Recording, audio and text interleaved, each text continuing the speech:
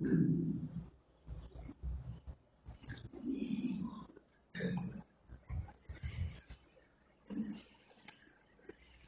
لله نحمده ونصلي ونسلم على رسوله الكريم أما بعد فيقول الله سبحانه وتعالى في القرآن الكريم أعوذ بالله من الشيطان الرجيم بسم الله الرحمن الرحيم ادعوا ربكم تضرعا وخفية إنه لا يحب المعتدين صدق الله العظيم وقال نبينا محمد صلى الله عليه وسلم تعرف إلى الله في الرخاء يعرفك في الشدة أو كما قال صلى الله عليه وسلم. புகழ் அனைத்தும் அல்லாஹ் சுப்ஹானஹு வ தஆலா ஒருவனுக்கு உரித்தாகும். ஸலாத்தும் சலாமும் இறுதி நபி முஹம்மது ஸல்லல்லாஹு அலைஹி வஸல்லம் அவர்கள் மீதும் அன்னாரின் வாழ்க்கை வழிமுறைகளை அணுவணுவாக எடுத்து நடந்து உலகத்திலே அல்லாஹுடைய ரிதாவை, திருப்தியை, சந்தோஷத்தை அடைந்து கொண்ட சஹாபாக்கள், தாபிஊங்கள், தபௌ தாபிஈங்கள், முஸ்லிம்கள், மூமின்கள் அனைவர்கள் மீதும் உண்டாவதாக. புனித ஜும்ஆவுடைய கடமை நிறைவேற்றுவதற்காக அல்லாஹ்வின் வீட்டில் ஒன்று கூடியிருக்கும் அல்லாஹ்வின் நல்லடியார்களே, அருமை இஸ்லாமிய சகோதரர்களே, அல்லாஹ் சுப்ஹானஹு வ தஆலா எவைகள் நமது வாழ்க்கையில் எடுத்து நடக்குமாறு ஏவி இருக்கிறானோ அப்படியான அல்லாஹ்வுடைய கட்டளைகளை மதித்து ஏற்று நடக்குமாறும், எவைகளை செய்ய வேண்டாம் என்று தடுத்திருக்கிறானோ, ஹராமாக்கி இருக்கிறானோ அப்படியான அல்லாஹ்வுடைய தடைகளை, ஹராம்களை, அல்லாஹ் வெறுக்கின்ற விடயங்களை முற்றுமுழுதாக தவிர்ந்து தக்வாவுடன் வாழுமாறு அடியேனையும் உங்களையும் நான் தக்வாவின் மூலம் வசிய செய்து கொள்கிறேன். இத்தகுல்லாஹ ஹைசுமா குந்தும். கண்ணியமிக்க அல்லாஹ்வின் நல்லடியார்களே, அல்லாஹ் சுப்ஹானஹு வ தஆலா மனிதனை மிக பலகீனமானவனாக, மறைவான அறிவு இல்லாதவனாக படைத்திருக்கிறான்.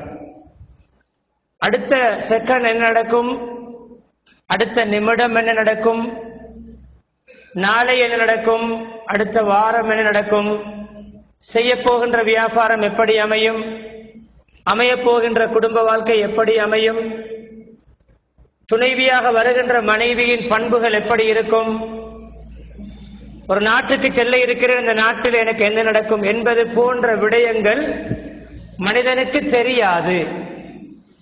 அதனால்தான் அடுத்த செகண்ட் என்ன நடக்கும் என்று நமக்கு தெரியாததனால்தான் துஆ என்ற ஒன்றை அல்லாஹ் நமக்கு இபாதத்தாக்கி இருக்கிறான். கனிமனை பார்த்துத்தான் திருமணம் செய்தோம், பிடித்துத்தான் திருமணம் செய்தோம், பேச்சுவார்த்தை நடத்தினோம். அப்படி ஒரு மனைவியை பார்த்து விசாரித்து முடித்த பிறகும் மணமகன் மணமகளை முதலாவது சந்தித்தவுடன் அந்த மணமகளுடைய முதல் சந்திப்பிலே நெற்றி முடியை பிடித்து ஓத வேண்டியது துஆ.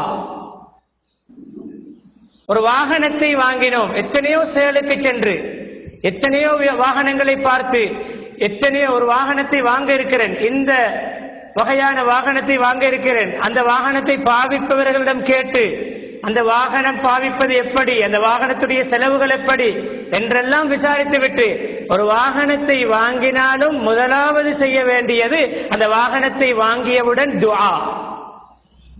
கண்ணியமானவர்களை, விசாரித்து முயற்சித்து மிகவும் தேர்ந்தெடுத்து வாங்கிய ஒரு பொருள், அதற்கும் முதலாவது செய்ய வேண்டியது துஆ. ஏன் தெரியுமா? இந்த வாகனத்தை கொண்டு என்ன நடக்கும், இந்த மனைவியின் மூலம் எனக்கு எப்படி வாழ்க்கை அமையும், அது அல்லாஹ்வுடைய கையில் இருக்கிறது. அல்லாஹ் யஸ்அலுக மின் கைரிஹா வ கைரி மா ஜபல்தஹா அலை. மணமகள் முதலாவது சந்திப்பில் ஓத வேண்டியது இந்த பெண்ணுடைய நலவையும், இந்த பெண்ணுடைய இயல்பு தன்மையுடைய நலவையும், இந்த தன்மைகள், இந்த பெண்ணுடைய இயல்பான சில தன்மைகள் இருக்கும், அந்த நலவையும் கேட்கிறேன். இந்த பெண்ணுடைய கெடுதியையும், இந்த பெண்ணுடைய இயல்புத்தன்மையின் கெடுதியை விட்டு அல்லாஹ்விடம் உன்னிடம் பாதுகாப்பு தேடுகிறேன். மனைவியை முதலாவது சந்திக்கும் பொழுதும், வாழ்க்கையில் எடுக்கும் பொழுதும் துஆ. வாகனமா, ஒரு புதிய பொருளா, ஏதாவது என்ன புதிய ஒரு பொருளை, அது நமக்கு புதுசு, அது பாவித்த வாகனமா இருக்கலாம், ஒரு பொருளை வாங்கினால், ஒரு வீட்டை வாங்கினால் முதலாவது செய்ய வேண்டியது துஆ. போட்டோ பிடித்து பேஸ்புக்கிலும் ஸ்டேட்டஸிலும் போடுவதல்ல, முதலாவது துஆ செய்ய வேண்டும். கண்ணியமானவர்களே, அல்லாஹ் யஸ்அலுக மின் கைரிஹா வ கைரி மா சுனிஅத் லஹு வ அஊது பிக மின் ஷர்ரிஹா வ ஷர்ரி மா சுனிஅத் லஹு. இந்த வாகனத்தின் நலவையும், இந்த வாகனம், இந்த பொருளின் நலவையும், இந்த பொருள் இந்த வாகனம் எதற்காக படைக்கப்பட்டிருக்கிறதோ அதன் நலவையும் கேட்கிறேன். இந்த பொருளுடைய கெடுதியை வாதுபிக்க மின் ஷர்ரிஹா, கெடுதியை விட்டு பாதுகாப்பு தேடுகிறேன். இந்த பொருள் எதற்காக தயாரிக்கப்பட்டிருக்கிறதோ அந்த பொருளின் கெடுதி, எந்த நோக்கத்தில், எந்த பாவனைக்காக இந்த பொருள் உற்பத்தி செய்யப்பட்டிருக்கிறதோ அதன் கெடுதியை விட்டும் அல்லாஹ்விடம் பாதுகாப்பு தேடுகிறேன். இன்று நம்முடைய சாதனங்கள், நம்முடைய பொருட்கள், நம்முடைய வாகனங்கள், வீடுகள், இவைகள் மூலம் நமக்கு முசீபத்தும் தருத்திரியமும் வருவது இந்த துஆவை ஓதாமல் பாவித்ததுதான் காரணம். எங்க இருக்கிறது இஸ்லாம்? கண்ணியமான டிரைவிங் லைசன்ஸ் இருக்கிறது, டிரைவிங் தெரியும், எல்லாமே நிபந்தனைப்படி இருக்கிறது.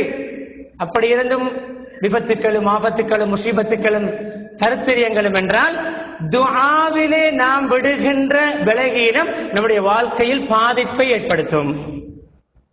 கண்ணியமானவர்களே, பிள்ளை பாக்கியம் அல்லாஹ் தருகின்ற ஒரு பாக்கியம்.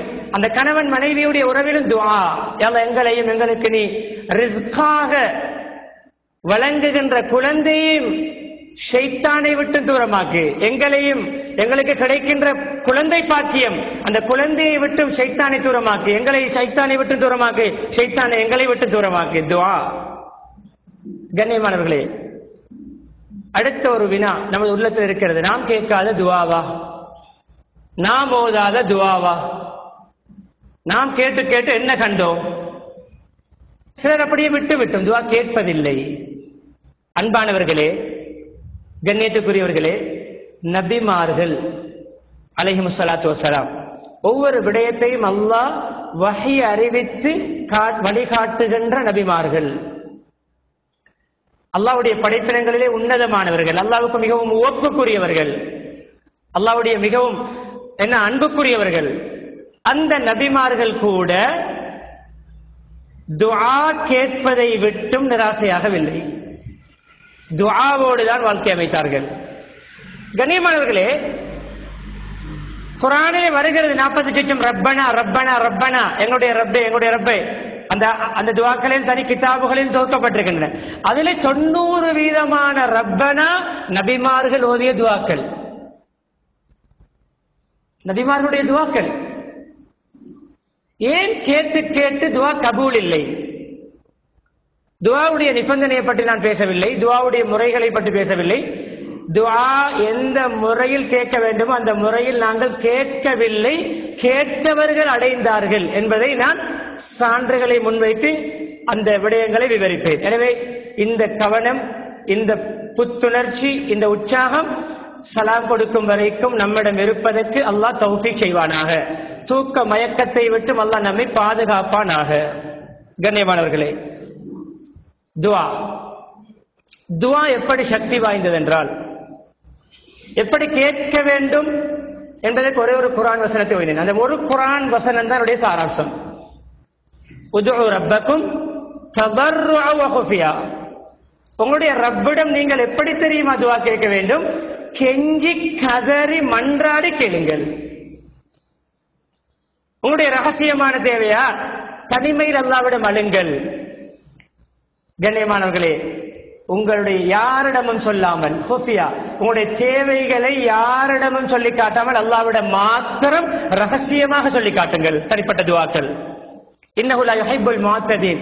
அத்துமீறி அளவு மீறி கேட்க தேவையில்லாத முறையற்ற விடயங்களை அல்லாஹ்விடம் கேட்கின்றவர்களை அல்லாஹ் நேசிப்பது கிடையாது. இது குர்ஆன் ஆயத். இன்னும் ஒரு நம்முடைய துஆக்கள் சிரமங்கள் வரும் பொழுது, சோதனைகள் வரும் பொழுது, நமக்கு நெருக்கடிகள் வரும் பொழுது துஆ ஏற்றுக்கொள்ளப்படாமல் இருப்பதற்கு இன்னும் ஒரு காரணம் என்ன தெரியுமா? அது அந்த தலைப்பில் பல குர்ஆன் வசனங்கள் இருக்கின்றன. சாராம்சம் ஒரு ஹதீஸை சொன்னேன். தஅர்ரஃப் இலல்லாஹி ஃபிர் ரஹா. நம்முடைய மனிதனுடைய ஒரு பழக்கம்தான், வசதியோடு இருக்கும் பொழுது, செல்வ செழிப்போடு இருக்கும் பொழுது, எந்த விதமான நோய் நம்பலங்களும் இல்லாமல் இருக்கின்ற பொழுது துஆ அல்லாஹ் என்ற நினைவே வராது. ஆபத்தொண்டு வந்தால்தான், சிரமத்தில் விழுந்தால்தான் அல்லாஹ்வை நினைப்பது. இதுவும் துஆ ஏற்றுக்கொள்ளப்படாமல் இருக்க ஒரு காரணம். தஅர்ரஃபில் அல்லாஹி ஃபிர் ரஹா, உங்களுக்கு வசதி வாய்ப்பு, செல்வ செழிப்பு, நல்ல ஆடம்பரமான வாழ்க்கை, எல்லா விடயங்களும் உங்களுக்கு பொருத்தமாக வசதியாக செழிப்பாக அமைந்திருக்கின்ற காலகட்டத்திலே அல்லாஹ்வுடன் கொஞ்சம் அறிமுகத்தை ஏற்படுத்திக் கொள்ளுங்கள். அல்லாஹ்வுக்கு எல்லோரையும் தெரியும். துஆ கேட்டு கேட்டு கேட்டு உங்களுடைய ஓசையை மலக்குமார்களுடைய மன்றத்தில் அறிமுகத்துக்குரிய ஒரு குரலாக மாற்றிக்கொள்ளுங்கள், அறிமுகமாகிக் கொள்ளுங்கள். எந்த தேவைக்கும் எந்த கட்டத்திலும் இந்த அடியான் என்னை அழைப்பான் என்ற லிஸ்டிலே பேரை போட்டுக் கொள்ளுங்கள். உங்களுக்கு சிரமம் வரும் பொழுது அல்லாஹ் உங்களை நினைத்து பார்ப்பான். இதில் நாம் ஃபெயில். வசதியா இருக்கும் பொழுது எனக்கு துஆ தேவையில்லை. சுலைமான் அலைஹிஸ்ஸலாத்துக்கு அப்ப துஆ தேவைப்பட்டிருக்காது. வசதியோடும் ஆட்சியிலும் அதிகாரத்திலும் செல்வந்தர், கோடீஸ்வரர், நபி, ரசூல், அவருக்கே துஆ தேவைப்பட்டது. 4க்கு 3 அடி கடை வைத்திருக்கிறோம், நமக்கு தேவையில்லை. பெரிய போஸ், ஒரு 1000 பேர் வேலை செய்கின்ற ஃபேக்டரிக்கு ஓனராக இருக்கிறோம், நமக்கு துஆ தேவையில்லை. எல்லாம் அல்லாஹ் தந்துதான் இருக்கிறோம். இப்படியான திமிருதான் நம்மை லொஸ்ஸாக்கி இருக்கிறது.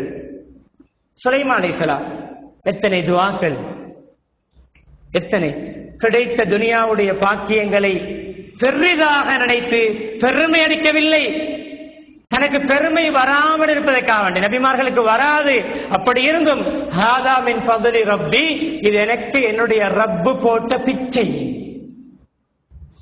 கண்ணியமானவர்களே, சுலைமான் அலைஹிஸ்ஸலாத்துக்கு இவ்வளவு வசதி இருந்தும் துஆ துஆ. தாவூத் அலைஹிஸ்ஸலாத்துடைய குடும்பம் வசதியான குடும்பம், கௌரவமான குடும்பம், அரச குடும்பம், மன்னர் குடும்பம். அந்த தாவூத் அலைஹிஸ்ஸலாத்துடைய குடும்பம் அந்த வசதி வாய்ப்பிலே அல்லாஹ்வை மறக்கவில்லை. அதனால்தான் என்று எட்டியந்தோட்ட ஜும்மா மஸ்ஜிதிலே அவருடைய குடும்பத்தை பெருமை பாராட்டி பேச வைத்திருக்கான் அல்லாஹ். எத்தனை வருடங்கள். இஅமலு ஆல தாவூத ஷுக்ரா. ஆட்சி இருக்கிறது, அரசு இருக்கிறது, பொருள் இருக்கிறது. கண்ணியமானவர்களே, தாவூத் அலைஹிஸ்ஸலாத்துடைய டேலண்ட் தெரியுமா நமக்கு? தாவூத் அலைஹிஸ்ஸலாத்துடைய சிறப்பம்சம் தெரியுமா? ஒரு கருத்திலே அவர்களுடைய அந்த ஜபூர் வேதத்தை ஓதும் பொழுது, கண்ணியமானவர்களே, பறவைகள் கூட அவர்களுடைய ஓசையை கேட்பதற்கு அந்த இடத்திலே அப்படியே பறந்து பறந்து சுற்றி கொண்டிருக்கும். மலைகளும் சேர்ந்து ஓதும். இவர்கள் இங்கு ஓதுவார்கள் ஜபூர் வேதத்தை, சுற்றி இருக்கின்ற மலைகளிலிருந்து மலைகள் அந்த ஓசை ஓதுகின்ற ஓசை வரும். இப்படி இன்னும் ஒரு திறமை என்ன தெரியுமா? நான் என்ன சொல்ல வருகிறேன் என்றால், கஷ்டத்தில் அல்லாஹ்வை நினைப்பதை விட அதிகமாக வசதி வாய்ப்பில் நினைக்க வேண்டும். அதை விட அதிகமாக. அப்பொழுதுதான் கஷ்டத்தில் நாம் துஆ கேட்க முன்னரே அல்லாஹ் சொல்யூஷனை கொண்டு வருவான். துஆ கேட்டால் ரொட்டி சுடுவதற்கு மாவு செய்கிறோம். கிளே இருக்கிறது, கிளே, இது களிமண். களிமண்ணால் தளபாடங்கள் செய்வோம், ஸ்கூலுடைய ஹேண்ட்வொர்க். இந்த களிமண்ணை நாம் எப்படி குழைத்து தளபாடங்கள் செய்கிறோமோ, மாவு பிசைந்து ரொட்டி சுடுகிறோமோ, தாவூதுக்கு பிசைந்து ரொட்டி சுடுகின்ற மாவு போன்று இரும்பை மிருதுவாக்கி கொடுத்தோம்.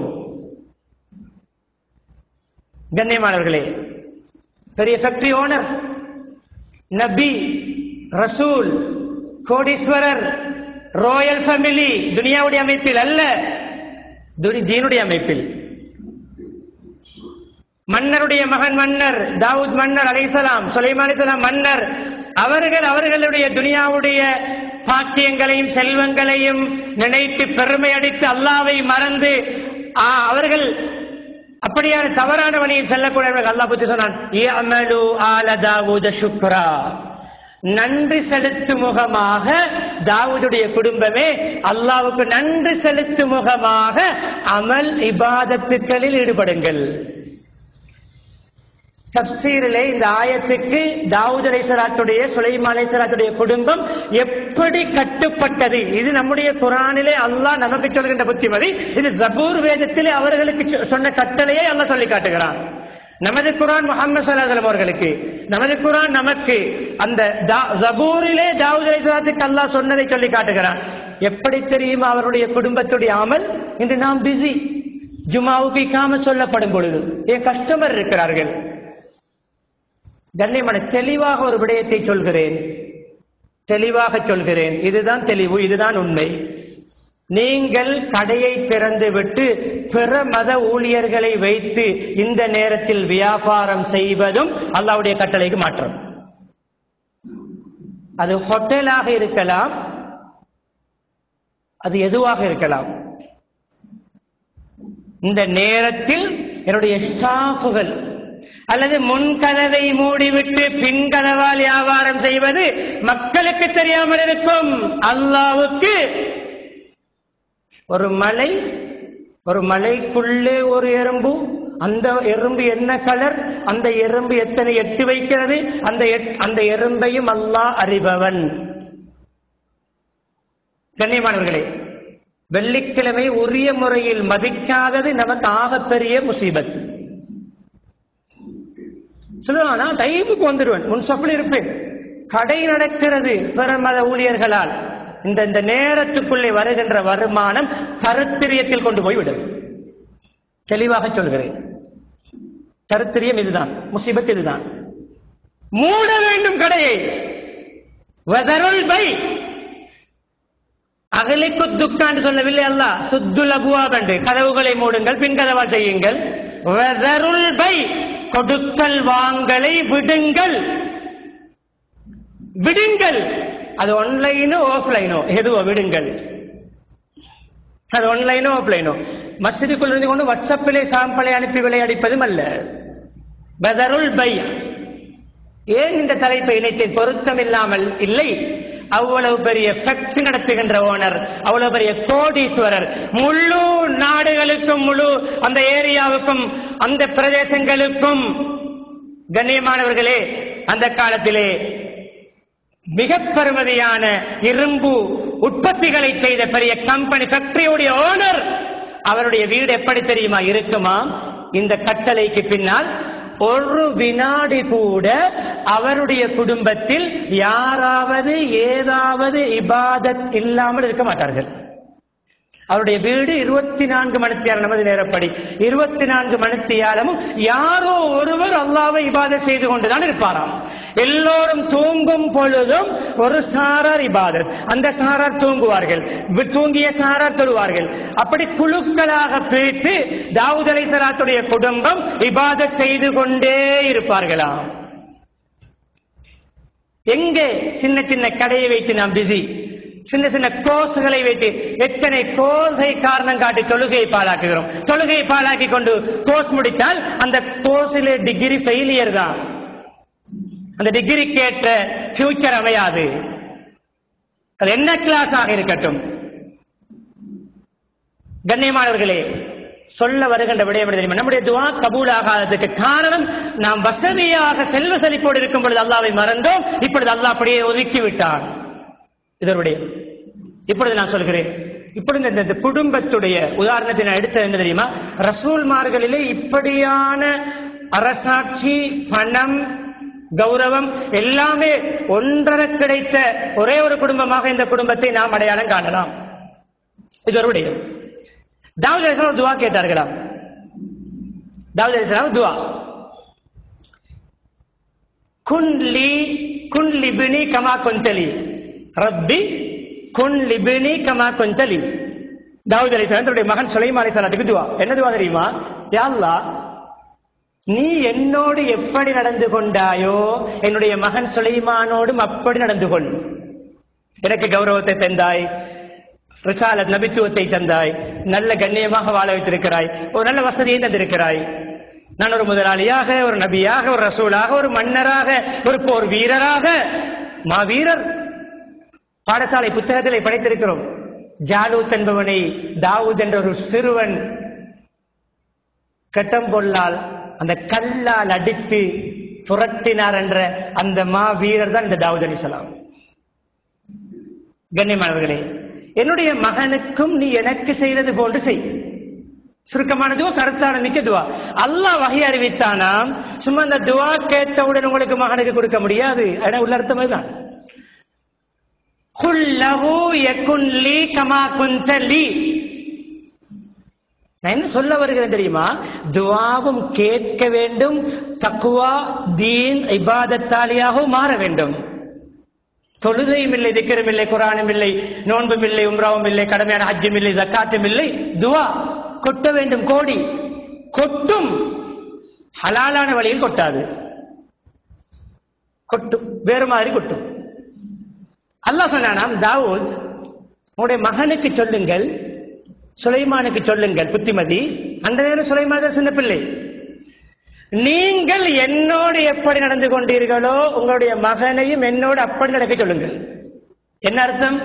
தாவூத், நீங்கள் தக்குவாதாரியாக, நீங்கள் என்னுடைய இறை நேசராக, நீங்கள் என்னை வணங்குகின்ற ஒரு தூய அடியானாக, நீங்கள் எனக்கு கட்டுப்படுகின்ற ஒரு நல்ல மனிதராக இருந்தீர்கள் அல்லவா, இருக்கிறீர்கள் அல்லவா, அது போன்று உங்களுடைய மகனையும் என்னுடன் நடக்க சொல்லுங்கள், உங்களை போன்றே மாற்றுகிறேன். எங்க இருக்கிற துவாவும் அமலும், துவாவும் அமலும் இணைந்தால் தான் துவா பலிக்கும். கண்ணியமான துவாவினால் சாதிக்கலாம். இந்த எப்படிப்பட்ட காலம் தெரியுமா? துவா ஓத வேண்டாம் என்று தடுக்கின்ற காலம். துவா கேட்க கூடாது, ஆமீன் சொல்லக்கூடாது என்று கொக்கரிக்கின்ற காலம். துவா கேட்க ஒரு நரகம் போவானா? அன்பு வாலிபர்களே, கம்பெடுத்தவர்கள் எல்லாம் வேட்டைக்காரர் அல்ல. இந்த காலத்திலே மார்க்கம் பேசுகின்ற எல்லோரும் மேதைகள் அல்ல. பெரிய பெரிய பேச்சுக்களை பேசுகிறார்கள், அடிப்படை அவர்களுக்கு என்னவென்றே தெரியாது. இன்டர்நெட்டுகளிலும் வெப்சைட்டுகளிலும் யார் யாரோ சொன்னதை கட் பண்ணி இவருடைய லேபலை ஒட்டுகிறார்கள். உள்நாட்டு சாமானுக்கு மேட் இன் ஜப்பான் லேபல் அடிப்பது போன்று வேலை செய்கிறார்கள். உள்நாட்டு உற்பத்திகளுக்கு அது எக்ஸ்போர்ட் குவாலிட்டி பொருளாக காட்டுவதற்கு லேபலை மாற்றுகின்ற மதப்போதகர்களும் மதப்போதகர்கள் என்ற பெயரில் உலா வருகிறார்கள். அவர்களுடைய பேச்சுங்களை கவரும், அவர்களுடைய பேச்சுங்களை பிரெயின் வாஷ் பண்ணும், உங்களுடைய மூளையை செலவை செய்யும், அழகாக காட்டும், இலகுவாக காட்டும், ஜொலியாக காட்டும். மாடர்ன் இஸ்லாம், நவீன இஸ்லாம் என்று வரும். இறுதியில் கம்பி எண்ண வைக்கும். எண்ணிக்கொண்டிருக்கிறார்கள் நம்முடைய எத்தனை வாலிபர்கள் இப்படிப்பட்ட அரைகுறைகளை தலைக்கு மேலே வைத்து ஆடியதனால் அப்பாவி வாலிபர் எண்ணுகிறார் கம்பி இன்னும்.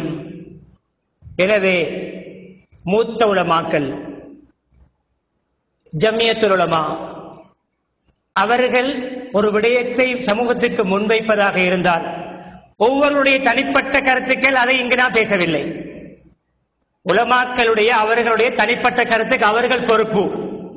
ஜம்இய்யத்துல் உலமாவுடைய சைனோடு ஒரு விடயம், ஒரு தீர்ப்பு, ஒரு விடயம் வெளியாகுவதென்றால் அங்கு யூகேஜியும் எல்கேஜியும் படிக்கின்ற மாணவர்கள் அல்லங்க முடிவெடுப்பது. பல நூறு கிதாபுகளை, பல்லாயிரம் கிதாபுகளை புரட்டி ஆய்வு செய்து தொகுத்து தந்த முன்னே இமாம்களுடைய வழிகாட்டலில் கிதாபுகளை ஆய்வு செய்து தலைப்புகளை பிரித்து கொடுத்து ஒரு சட்டத்தை மிகவும் நுண்ணறிவுடன் நுட்பமாக ஆய்வு செய்த பிறகுதான் ஒரு முடிவு வெளியாகுமே தவிர மொண்டசூரியிலே படிக்கின்றவர்கள் அல்ல அங்கு இருப்பது. எனவே அது கூடாது, இது கூடாது, அது கூடாது, அது இது என்று கொக்கரிக்கின்றவர்களுக்கு பின்னால் நீங்கள் போனால் உங்களுடைய எதிர்காலத்தை படுகொலியை நோக்கி கொண்டு செல்கிறீர்கள். இப்பொழுது நான் விடயத்துக்கு வருகிறேன், முடிக்கப் போகிறேன். துவா கண்ணியமானவர்களே இரண்டு வகை. ஒன்று துவா, இன்னும் பத்துவா என்று சொல்லுவோம். பத்துவா என்ன? ஒருவருக்கு எதிராக துவா கேட்பது. பிரதானமான தலைப்புக்கு வர முன்னால் 2-3 சான்றுகளை சொல்லி போகிறேன். உங்களுக்கு ஒருவர் அநியாயம் செய்கிறார் தனிப்பட்ட முறையில், இது சரியாக விளங்குங்கள். சிலர் அந்த இஸ்லாத்தை அளவுக்கு அதிகமாக விட்டுக் கொடுத்து இந்த பட்டர் பூசி போகின்ற அந்த போக்கும் நமக்கு ஆபத்து. இஸ்லாத்தை எங்கும் விட்டுக் கொடுக்க தயாரா? நான் உங்களோட தான். சகவாழ்வு என்பது மதமாற்றம் அல்ல. சகவாழ்வு என்ற பெயரில் கும்பிட முடியாது. சகவாழ்வு என்ற பெயரில் மாற்று மதத்தவர்களுக்கு முன்னால் மண்டியிட முடியாது.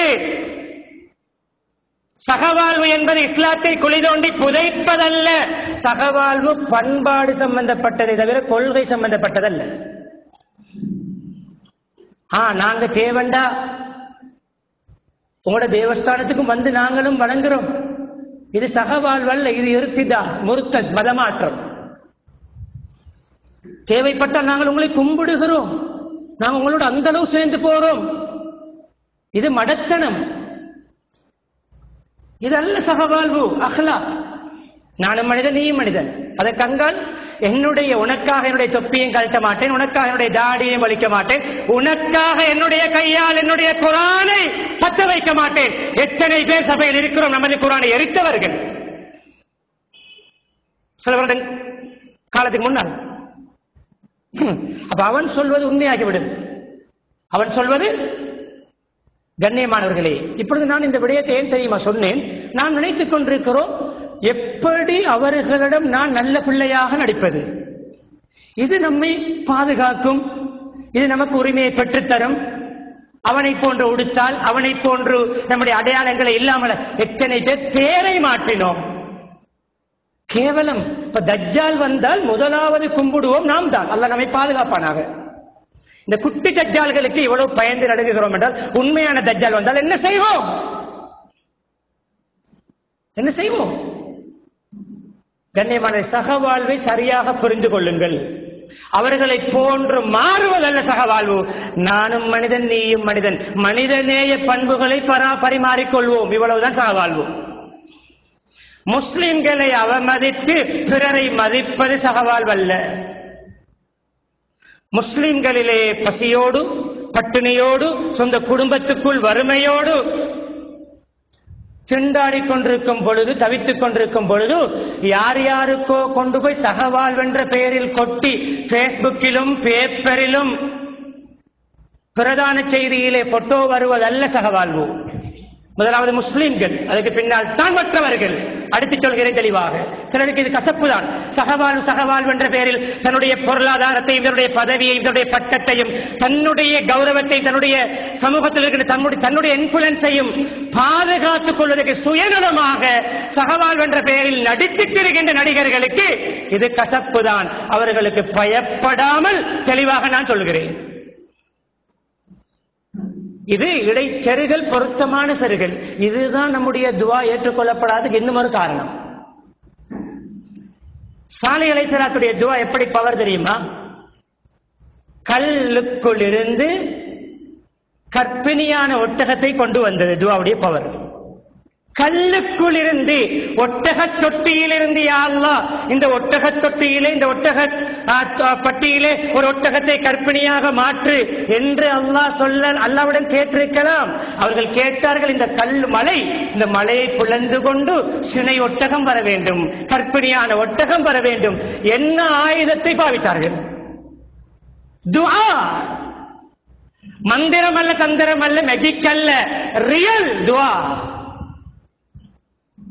80 லட்சம் வயதை தாண்டியும் பிள்ளை பாக்கியம் இல்லாத இப்ராஹிம் அலைஹிஸ்ஸலாம் குழந்தையை, ஒரு குழந்தை அல்ல, ஒன்றன் பின் ஒன்றாக இன்னும் ஒன்றையும் இஸ்மாயில் அலைஹிஸ்ஸலாம் என்றும் இஸ்ஹாக் அலைஹிஸ்ஸலாம் என்றும் துஆவை அடைந்தது எதனால்? அந்த பிள்ளை அடைந்தது எதனால்? துஆவால். நீண்ட காலம் சென்று குழந்தை பாக்கியம் இல்லாமல் அழுது புலம்பி துஆ கேட்டுக் கொண்டிருந்த ஜக்கரியா அலைஹிஸ்ஸலாம் அவர்கள் மரியம் அலைஹிஸ்ஸலாத்துக்கு அல்லாஹ் ஒரு அறையிலே அந்த காலத்தில் இல்லாத, சீசனில் இல்லாத பழத்தை கொடுத்து மரியம் என்ற அந்த சிறுமி சாப்பிட்டுக் கொண்டிருக்கும் பொழுது திடீரென்ற பராமரிப்புக்கு பொறுப்பாக இருந்த ஜக்கரியா அலைஹிஸ்ஸலாம் அதை கண்டவுடன், இந்த பழம் எங்கால் கிடைத்தது? எங்கும் இல்லை, மரத்திலும் தோட்டத்திலும் இல்லை, பஜாரிலும் இல்லை, வெளிநாட்டில் உற்பத்தி செய்ய முடியாத காலம், சீசனிலே முளைக்காத, உற்பத்தி இல்லாத. உதாரணம் சொல்கிறேன், ரமுட்டங்கா சீசன் முடிந்து விட்டது. இன்று மல்வானை பனி ரமுட்டாங்க என்று ஒருவன் சுற்றி வந்தால் கிலோ 1000 ரூபாயா இருந்தாலும் வாங்கி சாப்பிட நாம் தயார். இல்லையா பொய்யா? இன்று மல்வானை பனி ரமுட்டாங்க என்று ஒருவர் வந்தால் கிலோ 1000 ரூபாய் என்றாலும், ஒரு காய் 50 ரூபாய் என்றாலும் வாங்கி சாப்பிடுவோம். ஏன்? சீசனில் இல்லாமல் வேறு சீசனில் டிமாண்டான பழம் கிடைக்கும் பொழுது அது அதனுடைய ஒப்பு அதிகம். இது போன்ற ஒரு பழத்தை சாப்பிட்டுக் கொண்டிருக்கின்ற பொழுது எங்களுக்கு கிடைத்தது மரியமே, சின்ன மரியம் அலைஹிஸ்ஸலாம் சின்ன பிள்ளை வளர்க்கின்ற பொறுப்பு இவர்கள் சாட்சியா முறை வளர்த்த பொறுப்பை அல்லாஹ் இவரிடம் கொடுத்தான். இது அல்லாஹ் தந்தான், இது அல்லாஹ் என்று அந்த பிள்ளை சொல்வதாக இருந்தால் ஒன்றை விளங்குங்கள் அன்பானவர்களே, அந்த பிள்ளை சொல்வதாக பிள்ளை நபி அல்ல. பெண்களில் யாரும் நபிமார்கள் கிடையாது, ரசூல்மார்கள் கிடையாது. அப்ப அந்த பிள்ளை அல்லாவிடம் கேட்க போய்த்தானே அல்லாஹ் தந்தான் என்று சொல்கிறது. தனக்கு பசிக்கும் பொழுது பராமரிப்புக்கு ஜக்கரியா அலைஹிஸ்ஸலாம் இருந்தும் எனக்கு பசிக்கிறது, இந்த பழத்தை சாப்பிட ஆசையாக இருக்கிறது என்று ஜக்கரியா அலைஹிஸ்ஸலாமிடம் கூட இருந்து கண்காணிக்கின்ற பராமரிப்பாளரிடம் கேட்காமல் அந்த அறையில் இருந்து கொண்டு தனிமையிலே அல்லாஹ்விடம் மரியம் என்ற குழந்தை கேட்டது, அல்லாஹ் அந்த பழத்தை கொடுத்தான்.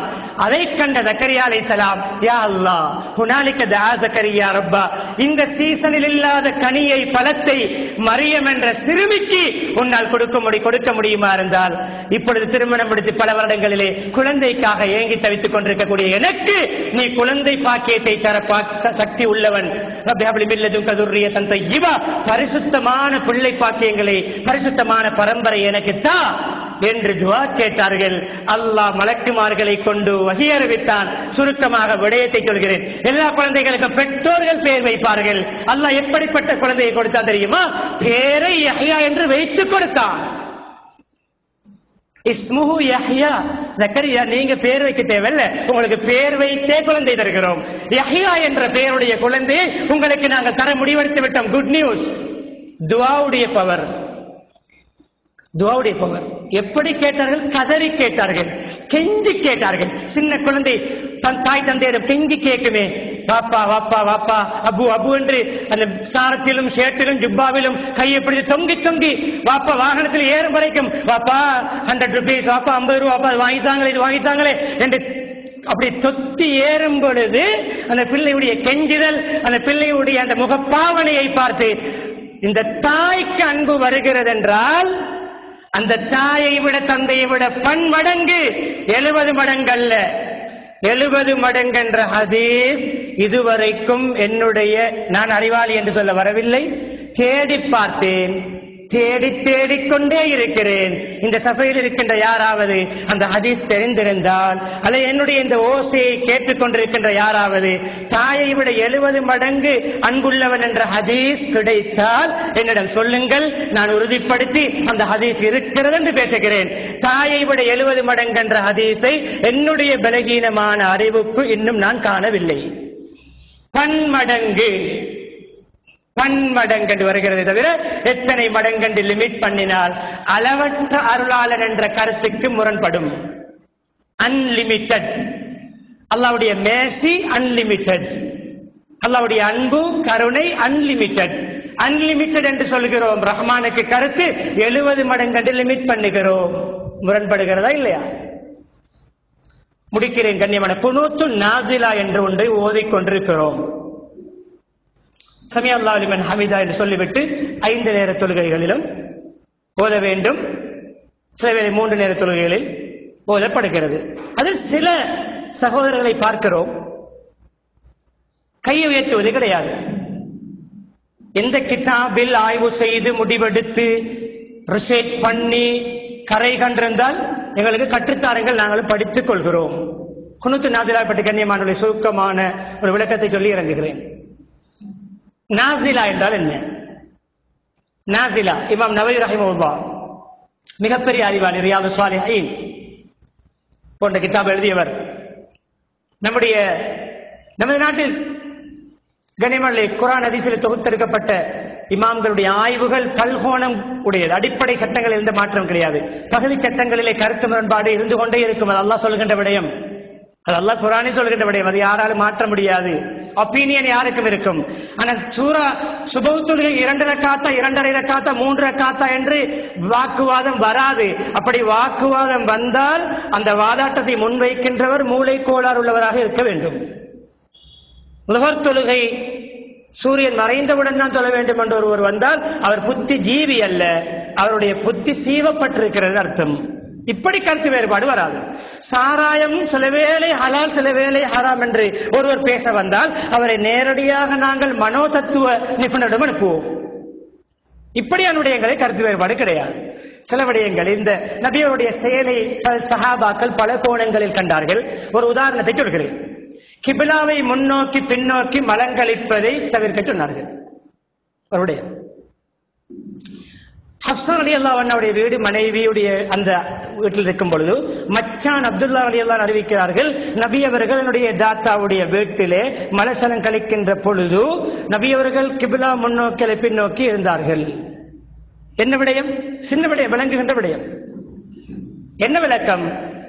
வீட்டிலே மஸ்ஜிதிலே கட்டும் பொழுது அப்படி கட்டக்கூடாது. ஒரு மனசல கூட அப்படித்தான் அமைந்திருக்கிறது என்றால், கட்டிடத்துக்குள் சுற்றி வர சுற்று வட்டாரம் கட்டப்பட்ட டொய்லெட்டுக்குள் அப்படித்தான் அமைக்கப்பட்டிருக்கிறது என்றால் அங்கு தர்ம சங்கடத்துக்கு அனுமதி. கட்டடம் இல்லாத வெட்ட வெளிகளிலே, மைதானங்களிலே, சுற்றி வர மறைப்பில்லாத இடங்களிலே மலசலம் கழிக்கின்ற தேவை ஏற்பட்டால் கிபிலாவை முன்னோக்குவதையும் பின்னோக்குவதையும் தவிர்க்க வேண்டும். இரண்டு மலைக்கும் மடுவுக்கும் உள்ளது போன்ற வித்தியாசமான சட்டமா இல்லையா? அது கட்டிடத்துக்குள், இது கட்டிடத்துக்கு வெளியில். இதுதான் இமாம்களுடைய கருத்து வேறுபாட்டுடைய சாராம்சம். நாசிலா என்றால் சமூகத்துக்கு ஏற்படுகின்ற ஆபத்து, நோய், நம்பலம், விரோதிகளுடைய பயம், அதே போன்று பஞ்சம், வறுமை, எதுவெல்லாம் சமூகத்தை பாதிக்குமோ அதுவெல்லாம் நாசிலா, சமூகத்துக்கு இறங்கிய ஒரு முசீபத், சோதனை. ஒரு இதிலே நபி அவர்கள் புகாரியுடைய ரிவாயத் வந்திருக்கிறது, முஸ்லிமுடைய ரிவாயத் வந்திருக்கிறது, ஏராளமான ரிவாயத். இதை நான் விவரித்தால் எனக்கு இன்னும் ஒரு மணி நேரம் தேவை. இதை விவரிக்க வேண்டிய அவசியமும் கிடையாது. ஒரு 2 பேருக்காக வேண்டி கண்ணியமானவர்களே ஓதி இருக்கிற நபி அவர்கள் ஒரு 2 நிகழ்வுகளை சொல்கிறேன். முதலாவது, நான் இறுதியிலே எடுத்தேன் என்றால் இப்பொழுது 100க்கு 100 சமூகம் எடுத்திருக்கிறோம் எல்லோரும். கண்ணியமானவர்களே, ஹிஜ்ரத் வருகின்ற பொழுது சில முக்கியமான ஈமான்தாரி சஹாபாக்கள், அதாவது முக்கியமான காஃபிர்களுடைய பிடியில் அகப்பட்டார்கள். உங்களை விட மாட்டோம், மதீனாவுக்கு விட மாட்டோம் என்று அநியாயம் செய்தார்கள், சித்திரவதை செய்தார்கள்.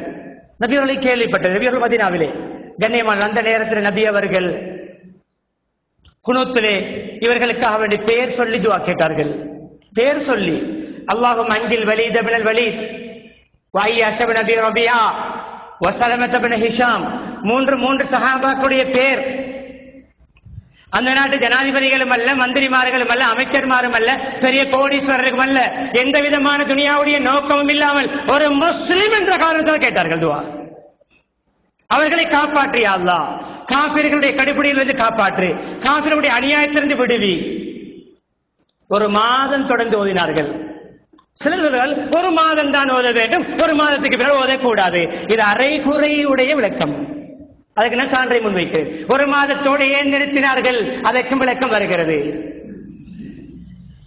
யா அல்லாஹ், அல்லாஹும்ம ஷ்துத் வத்அதக அலா முதர். இது துஆ. 3 பேருக்கு துஆ, இன்னும் ஒரு சாரருக்கு பத்துஆ. தனிப்பட்ட முறையில் உங்களுக்கு நடக்கிற அநியாயங்களை மன்னிக்கலாம், விடலாம், விட்டு விடலாம், உங்களுடைய சாய்ஸ். சமூகத்துக்கு பரவலாக ஒருவன் அநியாயம் செய்தால் அவனை அல்லாஹ்விடம் தெளிவாக ஒப்படைக்கலாம். அவனுடைய காரியத்தை அல்லாஹ்விடம் பொறுப்பு கொடுப்பதுதான் தீன். அவனை கட்டுப்படுத்த அல்லாஹ்விடம் கேட்பதுதான் தீன். சகவாழ்வு என்ற பெயரால் அவனுக்கு பத்துவா செய்ய வேண்டாம் என்று சொல்வது கோழைத்தனம். அவனிடத்தில் நல்ல பேர் இருப்பதற்கு அவனுக்கு பயந்து அவனுக்கு நாங்கள் எதிராமல் நடவடிக்கை எடுக்காமல் இருப்பது கோழைத்தனம். அதை இஸ்லாம் வரவேற்கவில்லை. ஒரு மோமின் கோழையாக இருக்க முடியாது. கண்ணியமானவர்களே, 1 மாதத்துக்கு துஆ முடித்த முதர் என்ற கோத்திரத்துக்கு உன்னுடைய தண்டனையை கடுமையாக்கு. கடும் பிடி. முதல் கோத்திரம் தான் நம்பர் 1 முஸ்லிம்களுக்கு அநியாயம் செய்த குடும்பம். எனவே எந்த குடும்பம், எந்த குழு, எந்த டீம், எவன் சேர்ந்து நமக்கு அநியாயம் செய்கிறானோ அவனுடைய பெயரை சொல்லி அல்லாஹ்விடம் ஒப்படைக்கலாம் என்பதற்கு சிறந்த சான்று. கண்ணியமானவர்களே, இது ஒரு விடயம். 1 மாதத்துக்கு அபூ ஹுரைரா கேட்டார்கள், அறிவிக்கிறார்கள். இப்னு ஹுஸைமா ரஹிமஹுல்லாஹுடைய ரிவாயத். 1 மாதம் யார் சொல்ல ஒருவர் கேட்டார், என்ன யார் சொல்ல நீங்கள் இன்னும் பொதுவான துஆ கேட்டார். யா அன்ஜில் முஃமினின் முஸ்ததாஃபீன். யா அல்லாஹ், மூமின்களிலே எங்கெங்கு யாரெல்லாம் எந்த கஷ்டத்துக்குள் சிரமத்துக்குள் அகப்பட்டு தவித்துக் கொண்டிருக்கிறார்களோ அவர்களுக்காக வேண்டி நீ விடுதலையை கொடு, அவர்களுக்கு விமோசனத்தை கொடு. எங்கே? கொண்டதுக்கு பின்னால் துஆ. 1 மாதத்தில் நிறுத்த வேண்டும் என்று சொல்கின்றவர்களே அதற்கும் தெளிவு வருகிறது. 1 மாதத்துக்கு ஒரு சஹாபி வந்து யார் சொல்ல, துஆவை நிறுத்தி விட்டீர்களே, 1 மாதத்தோடு துஆவை நிறுத்தி விட்டீர்களே. அந்த துஆவை நிறுத்தினார்கள். சொன்னார்கள் நபி அவர்கள், நான் யாருக்கு துஆ கேட்டேனோ காப்பாற்றுமாறு அவர்கள் அல்லாஹ்வுடைய பாதுகாப்பினால் விமோசனம் பெற்று நம்மோடு வந்து சேர்ந்து விட்டார்கள். யாருக்கு எதிராக நான் சாபமிட்டேனோ அவர்களிலும் சிலர் தௌபா செய்து என்னிடம் வந்து முஸ்லிமாகி விட்டார்கள். விடயம் விளங்குகிறதா? ஒரு நோக்கம் நிறைவேறும் வரைக்கும் ஓதிக்கொண்டே இருக்க வேண்டும். நபியவர்களுடைய துஆ ஒரு மாதத்தில் நிறைவேறியது, நபியவர்கள் விட்டார்கள். நமக்கு இன்னும் நம்முடைய ஜனாசாக்கள் எரிக்கப்பட்டுக் கொண்டுதான் இருக்கின்றன. இப்படி பேசுகிற சமூக அக்கறை இல்லாதவர்கள் ஓதுகின்ற துஆவை நிறுத்தி நான் கையேந்த மாட்டேன், பெரிய பெரிய பெருமையோடும் திமிரோடும் நிற்கின்றவர்கள் அல்லாஹ்வை பயப்படுங்கள். அவர்களுடைய தெரித்த கயிறை விழுங்கி ஆட வேண்டாம். தெளிவாக சொல்கிறேன். மேலதிக விளக்கம் வேண்டும் என்றால் தொழுகைக்கு பின்னர் என்னை சந்திக்கலாம். இது ஒரு நிகழ்வு. கண்ணியமானவர்களே, 4 கலீஃபாக்கள் ஓதியிருக்கிறார்கள். உமர் ரலியல்லாஹு எந்த அளவு தெரியுமா குனூத் நாஸிலா ஓதினார்கள்? எந்த அளவு சிறிய விடயத்துக்கு ஓதினார்கள் தெரியுமா? உமருடைய ஒரு ஜமாத்தை அனுப்பி அந்த ஜமாத்திலிருந்து இடைக்கிடையே தகவல் வரும், ஒரு கடிதம் வரும், இவ்வளவு என்ன செய்தோம், என்ன நடந்திருக்கிறது, இப்படி இருக்கிறோம். அந்த தகவல் வரவேண்டிய நேரத்துக்கு வராமல் தாமதித்தாலும் உமர் ரலியல்லாஹு குனூத்துக்கு பின்னால் மேலதிக துஆ ஓதுவார்கள். அவ்வளவு சிறிய ஆபத்து வந்து விடாமல் கூட துஆ ஓதினார்கள். உமர் ரலியல்லாஹு அன்ஹு அவர்கள் யார்? அவர்கள் ஒரு வழியில் சென்றால் ஷைத்தான் இப்லீஸ் அந்த பாதையில் செல்லாமல் அழுகி செல்வான். உமர் ரலியல்லாஹு அன்ஹு யார்? என்னுடைய உம்மத்துள்ள முல்ஹம், பின்னால் நடக்க இருக்கின்ற சில விடயங்களை உள்ளத்திலே உதிப்பாக போட்டு அல்லாஹ் உதிக்க வைத்து பேச வைத்த நிகழ்வொன்றையும் நான் இதே மிம்பரிலே சென்ற மாதம் சொல்லி காட்டினேன். அப்படிப்பட்ட உமர் ரலியல்லாஹு அன்ஹு அவர்களை விட பெரிய அறிவாளிகள் நமது சமுதாயத்தில் உருவாகி விட்டார்கள் என்பது நமக்கு பெருமிதம் தான், ஆனால் உண்மை அல்ல. எனவே அல்லாஹ் சுப்ஹானஹு வ தஆலா எதை நம்முடைய சமூக தலைமை நமக்கு முன்வைக்கிறதோ அதை அவர்களிடம் அந்த விடயத்தை பொறுப்பு கொடுத்து கட்டுப்பட்டு நடந்து சமூகத்திலே பிரிவினைகளையும் வேற்றுமைகளையும் வித்தியாசங்களையும் ஏற்படுத்தாமல் நம்மை அல்லாஹ் பாதுகாப்பானாக. நம்முடைய பாவங்களை மன்னித்தருள்வாயாக, என்னுடைய பெற்றோருடைய பாவங்களை மன்னித்தருள்வாயாக, உற்றாருடைய பாவங்களை மன்னித்தருள்வாயாக, பூர முஸ்லிம்கள் மூமின்கள் அனைவருடைய பாவங்களை மன்னித்தருள்வாயாக. உண்மையான ஈமானை தருவாயாக, இஸ்லாமிய பண்புகளை தருவாயாக, எங்களுடைய நிலைமைகளை சீராக்குவாயாக, எங்களுடைய மனக்குமுறல்களை இல்லாமல் ஆக்குவாயாக, நம்முடைய நொந்த மனங்களை குளிர வைப்பாயாக. எல்லா புறத்திலும் நமக்கு சதிகள் நடக்கின்றன அல்லாஹ், எல்லா புறத்தால் நமக்கு எதிரான பேச்சுக்கள் பேசப்படுகின்றன அல்லாஹ், நம்மை எதிர்த்து கூட்டங்கள் சேர்க்கப்படுகின்றன அல்லாஹ், நமக்கு எதிராக கூட்டங்கள் நடத்தப்படுகின்றன அல்லாஹ். அந்த அனைத்து எதிர்ப்புகளையும் நீ முறியடிப்பாயாக, அனைத்து சதிகளையும் அவர்களுக்கு பாதகமாக்குவாயாக. யார் யாரெல்லாம் நமக்கு எதிராக ஒற்றுமைப்படுகிறார்களோ யா அல்லாஹ் அவர்களுக்கு மத்தியிலே வேற்றுமை ஏற்படுத்துவாயாக. யார் யாரெல்லாம் நமக்கு எதிராக ஒருவருக்கொருவர் கை கோர்க்கிறார்களோ யா அல்லாஹ் அவர்களுக்கு மத்தியிலே பிணக்குகளையும் பிரச்சனைகளையும் உண்டு பண்ணுவாயாக. யார் யாரெல்லாம் நம்மை அடியோடு அழித்து ஒழிக்க கங்கணம் கட்டுகிறார்களோ யா அல்லாஹ் அவர்களை உரிய முறையில் நீ அடக்குவாயாக, அவர்களை நீ பொறுப்படுப்பாயாக. யார் யாரெல்லாம் முன்னே நபிமாருடைய காலத்திலே துள்ளினார்களோ யா அல்லாஹ், துள்ளி குதித்தார்களோ யா அல்லாஹ், கும்மாளம் அடித்தார்களோ யா அல்லாஹ் அவர்களை புரட்டிய வரலாறுகளை நாங்கள் குர்ஆனிலே படித்துக் கொண்டிருக்கிறோம் யா அல்லாஹ். குர்ஆனை எரித்தாலும் உள்ளங்களில் இருக்கின்ற குர்ஆன் இவர்களால் எரிக்க முடியாது யா அல்லாஹ். லௌஹம் மஹ்ஃபூல் இருக்கின்ற குர்ஆனை இவர்களால் தொடவும் முடியாது யா அல்லாஹ். நாங்கள் நம்புகிறோம் யா அல்லாஹ்.